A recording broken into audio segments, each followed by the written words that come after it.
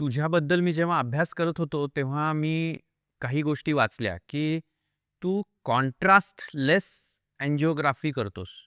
हे काय असतं?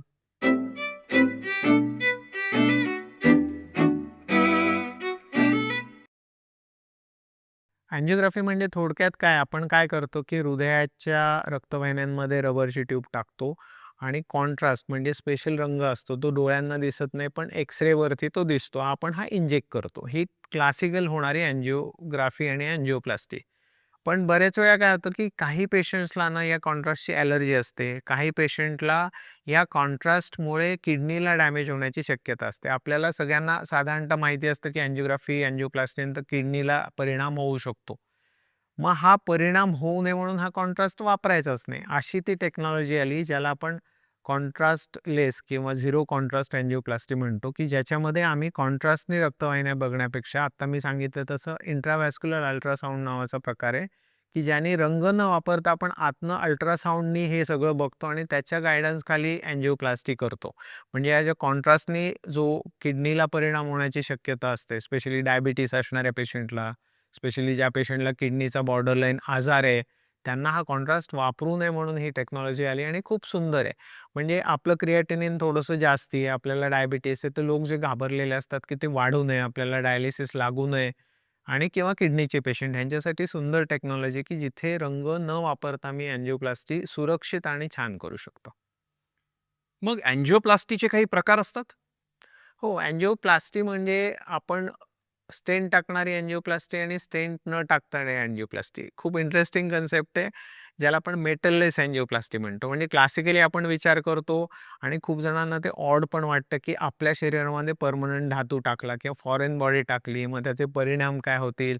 आणि शेवटी आमच्या लक्षात आलं, की जसं आपण बिल्डिंग बांधताना सपोर्ट देतो लाकडाचा आणि नंतर ते काढून घेतो, तसं हृदयाच्या बाबतीत होऊ शकतं. म्हणजे हे जे स्टेंट आहेत ते आपण ब्लॉकेजेस काढल्यानंतर रक्तवाहिनी परत कोलॅप्स होऊ नये म्हणून टाकलेले असतात. पण नंतर ती हील झाल्यानंतर त्याची ॲक्चुअली गरज राहत नाही. याला आपण स्कॅफोल्ड असं म्हणतो. मग ही टेक्नॉलॉजी डेव्हलप झाली. याच्यामध्ये 2 मुख्य प्रकार आहेत, की ॲब्झॉर्बेबल स्टेंट्स जी आधी खूप फेमस झाले होते. मधल्या काळामध्ये टेक्नॉलॉजी थोडी फिसल आउट झाली होती. ती परत येते. म्हणजे एखादा मेटल नसलेला मॅग्नेशियमचा स्टेंट आपण टाकतो आणि तो 1-2 वर्षामध्ये विरघळून जातो. म्हणजे त्या ठिकाणी कुठली मेटल राहत नाही, परमनंट राहत नाही. ही एक टेक्नॉलॉजी आहे. दुसरी टेक्नॉलॉजी आहे ज्याला आपण ड्रग इल्युटिंग बलून असं म्हणतो. ह्याच्यामध्ये लेझरचा पण खूप मोठा फॅक्टर येतो, की जे कोलेस्ट्रॉल जमलेलं असतं ते आपण लेझरने आधी पूर्ण काढून टाकतो आणि एक स्पेशल बलून असतो ज्याच्यावर ड्रगचं कोटिंग असतं. आपण तो तिथे जाऊन उघडतो, ते औषध तिथे लावतो आणि तो बलून काढून घेतो.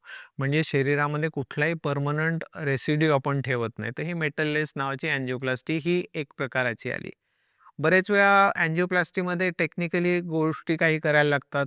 जसं कॅल्शियम जास्ती जमलेलं असेल, तर त्याच्यामध्ये आपल्याला रोटाब्लेशन नावाचं एक मशीन वापरायला लागतं, की ज्याने आपण आधी कॅल्शियम साफ करतो, खडे रक्तातले फोडतो. थोडेसे खडे फोडतो, रक्तवाहिनी सॉफ्ट करतो आणि मग ते स्टेंट करतो. त्यामुळे आपल्याला सामान्य माणसाला 2च गोष्टी माहिती असतात, की अँजिओग्राफी, ब्लॉक आणि त्याला स्टेंट टाकणं एवढं सोपं नाहीये. त्याच्यामध्ये खूप डेव्हलपमेंट आल्यात, खूप जास्ती टेक्नॉलॉजी आल्यात आणि त्याच्यामध्ये ॲक्युरसी वाढली आहे, सेफ्टी खूप वाढली आहे. सो तुझ्या तोंडून मी आणखी एक शब्द ऐकला होता, कॉम्प्लेक्स अँजिओप्लास्टीज. हे काय असतं?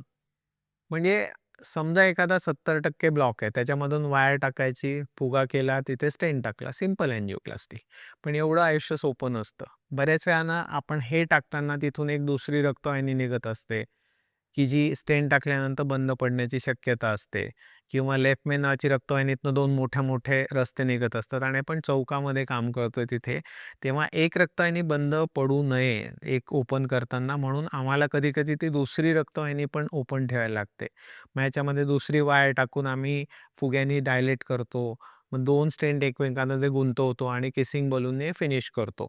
ह्या ज्या प्रकारच्या अँजिओप्लास्टी आहेत किंवा ज्या अँजिओप्लास्टीजमध्ये आपण रोटाब्लेशन वापरतो, हे नवीन लेझर वापरतो, ह्या थोड्याशा गुंतागुंतीच्या प्रक्रिया आहेत आणि एक लक्षात घ्या, की आपण ज्या अँजिओप्लास्टीबद्दल बोलतोय, आपण मिलिमीटर्समध्ये बोलतोय. म्हणजे एखादीची रक्तवाहिनी खूप मोठी असं पण म्हटलं तर 4 मिलीमीटर ह्या आर्टरी आम्हाला मोठी वाटते. तर विचार कर 2 मिलीमीटर आपण टॅकल करतोय. त्याच्यामुळे त्याच्यामध्ये ॲक्युरसी खूप जास्ती महत्त्वाची आहे आणि इथेच टेक्नॉलॉजी कामाला येते, की ही ॲक्युरसी म्हणजे शेवटी मला मिलिमीटरची चान्स नसतो चूक करायची. त्याच्यामुळे टेक्नॉलॉजी खूप कामाला येते, की तो स्टेंट केलाय, बलून केलाय, तो व्यवस्थित झालाय ना, योग्य जागी बसलाय ना, उघडलाय की नाही, हे सगळं बघण्यासाठी. आणि हे जी कॉम्प्लेक्सिटी आम्ही टॅकल करतो, की सगळ्या रक्तवाहिन्या नीट ठेवणं, पेशंटला सुरक्षित ठेवून, हे ज्याला आपण कॉम्प्लेक्स अँजिओप्लास्टी म्हणतो. आणखी एक शब्द मी तुझ्याकडून ऐकला होता, रेट्रोग्रेड अँजिओप्लास्टी. हो, हा एक मजेदार प्रकार आहे. जपानहून आलेले प्रकार आहे, मी जिथून शिकून आलोय. तर जपानमध्ये काय माहिती आहे, त्यांचा धार्मिक बिलीफ आहे, कल्चरल बिलीफ आहे, की हृदय उघडलं, आपण बायपासला काय करतो, स्टर्नम कट करतो, छाती उघडतो आणि बायपास करतो. जापानीज लोकांना वाटतं, की हे असं केलं, की आत्मा निघून जाते आणि माणूस भुतासारखा म्हणजे झॉम्बीसारखा राहतो. मग ते लोकांना अजिबातच कल्चरली तयार होत नाही, की काहीही हाल करा, पण आम्हाला बायपास करायचं नाही, अँजिओप्लास्टी कशीही करा. मग जपानमध्ये ना अँजिओप्लास्टी सरप्रायझिंगली खूप जणांना हे माहिती नसतं, की खूप जास्ती ॲडव्हान्स झालेली आहे त्यांच्या या कल्चरल बिलीफमध्ये. म्हणजे जिथे बायपास ऑप्शनच नाही, मग अँजिओप्लास्टीचे ऑप्शन नसतो, मग खूप ते डेव्हलप होत गेलं. म्हणजे असं बघ, की एखादी रक्तवाहिनी 100% बंद आहे, ज्याला आपण क्रॉनिक टोटल ऑक्लुजन म्हणतो. म्हणजे 3 महिन्यापेक्षा जास्तीची बंद आहे. अँजिओप्लास्टी करताना महत्त्वाचं काय, की कधी वायर तो ब्लॉक फोडून खाली गेली, तरच आपण फुगा करणार आणि स्टेंट टाकणार. कधी-कधी तो ब्लॉक एवढा कडक असतो, की तो सरळपणे फुटू शकत नाही. मग आम्ही काय करतो, समजा डाव्या बाजूचे ब्लॉक 100% असेल, तर उजव्या बाजूने, उलट्या बाजूने कोलॅटरलमधून जातो. म्हणजे 2 रक्तवाहिन्यांमधलं जे कम्युनिकेशन असतं, त्याच्यातनं उलट्या बाजूने वर चढतो आणि नॉर्मली ब्लॉकचा जो पलीकडचा भाग असतो, तो थोडासा सॉफ्ट असतो आणि मग तो क्रॉस करणं सोपं जातं. ह्याला आपण रेट्रोग्रेड अँजिओप्लास्टी म्हणतो. ही ॲक्चुअली जॅपनीज लोकांनी डेव्हलप केलेली टेक्निक आहे आणि ती आता जगभरामध्ये मान्यता प्राप्त झाली आहे. ती मी शिकून आलो आणि ती बऱ्याच वर्षापासून करतो. हो, माझ्या सासऱ्यांच्या बाबतीतही आपण ती वापरली होती आणि त्यांना त्यांचं वय 74 होतं आणि आमची कोणाचीच इच्छा नव्हती, की त्यांचं ट्रिपल वेसल डिसीज असूनही त्यांची बायपास व्हावी, कारण ते तेवढे फिट नव्हते. आणि आपण तेव्हा रेट्रोग्रेड करून त्यांचं स्टेंटिंग केलेलं मला आता तुझ्याशी बोलताना आठवलं.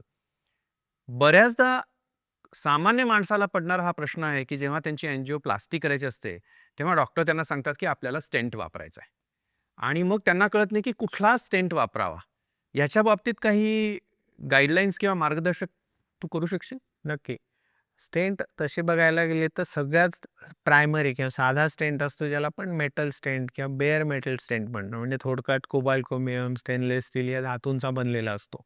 पण ह्या ज्या बेअर मेटल किंवा साधा स्टेंट असतो, ह्याच्यामध्ये प्रॉब्लेम असा असतो, की त्याच्यामध्ये कालांतराने परत ब्लॉक होण्याची शक्यता जवळ-जवळ 40% असते.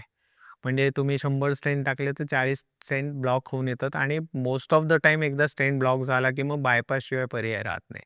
त्यामुळे आजकाल हा कमी पण झाला आहे वापरायचा, पण अवेअरनेस असणं गरजेचं आहे, की बेअर मेटल स्टेंट शक्यतोवर वापरू नये, कारण तो ब्लॉक होण्याची शक्यता जास्ती असते. दुसरा जो स्टेंट आहे आपण कॉमनली आणि खूप याने वापरतो, ज्याला आपण ड्रग कोटेड स्टेंट म्हणतो. म्हणजे त्याच्यावरती अँटी कॅन्सर ड्रग असतं आणि या स्टेंटमध्ये ब्लॉक होण्याची शक्यता 1% पेक्षा कमी होते. त्यामुळे कुठेही स्टेंट वापरताना शक्यतो ड्रग कोटेड स्टेंट वापरावा. बऱ्याच जणांना हा पण भीती असते, की इम्पोर्टेड स्टेंट, इंडियन स्टेंट. पण फ्रँकली सांगू, की ही टेक्नॉलॉजी इतकी चांगली डेव्हलप झाली, पण इंडियन स्टेंट पण तेवढ्याच तोडीस-तोड आणि चांगल्या क्वालिटीचे येतात. त्यामुळे आपण इंडियन इम्पोर्टेड म्हणण्यापेक्षा ड्रग कोटेड आणि बेअर मेटल असं वर्गीकरण केलेलं जास्ती चांगलं. अर्थात ॲब्झॉर्बल स्टेंट जसं मी म्हणालो, ही टेक्नॉलॉजी आहे अजूनही, पण ती एक्सपर्ट हँडमध्ये आणि त्याला काही व्हिज्युअलायझेशन गरजेचं असं जसं मी म्हटलं ओ-सी-टी, आयवॉस त्याच्या गाईडन्स खाली केलं तर ते जास्ती चांगलं असतं. त्यामुळे सामान्य माणसाला विचारलं, की स्टेंट कुठला टाकायचा, तर ड्रग कोटेड स्टेंट हेच उत्तर असायला हवं, स्पेशली तुम्हाला डायबिटीस असेल तर. अजून ना अँजिओग्राफी, अँजिओप्लास्टी म्हटलं की लोकांना वाटतं की ती फक्त हार्टचीच होते. खरं तर अँजिओग्राफी आणि अँजिओप्लास्टी ही कुठल्याही रक्तवाहिन्यांची होऊ शकते. याच्या बाबतीत तू काय सांगशील? प्लास्टी म्हणजे काय? लोकांना प्लास्टिक वगैरे असं वाटतं. तर मेडिकल भाषेमध्ये प्लास्टिक करणं म्हणजे रिपेअर करणं. अँजिओ म्हणजे रक्तवाहिन्या. मग ह्या रक्तवाहिन्या हृदयाच्याच नसतात, बरोबर आहे. मेंदूमध्ये जाणाऱ्या असतात, किडनीच्या असतात, पायाच्या असतात. म्हणजे मी कॅरोटिड आर्टरीपासून खालच्या रक्तवाहिन्या, पायाच्या रक्तवाहिन्यांची, किडनीची सगळ्यांची अँजिओप्लास्टी करतो, कारण मी त्याच्यात स्पेशलाइज करतो.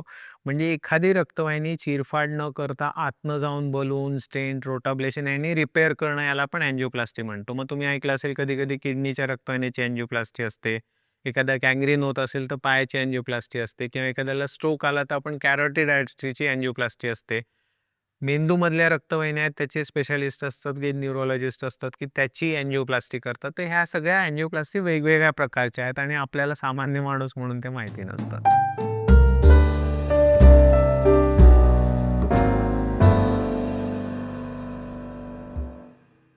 आजचा व्हिडिओ पाहिल्याबद्दल खूप खूप धन्यवाद. तुमच्याकडे काही प्रश्न असतील तर कमेंटमध्ये नक्की विचारा. तुम्हाला हा व्हिडिओ आवडला असेल, उपयोगी वाटला असेल तर नक्की लाईक करा, शेअर करा आणि सबस्क्राईब करा.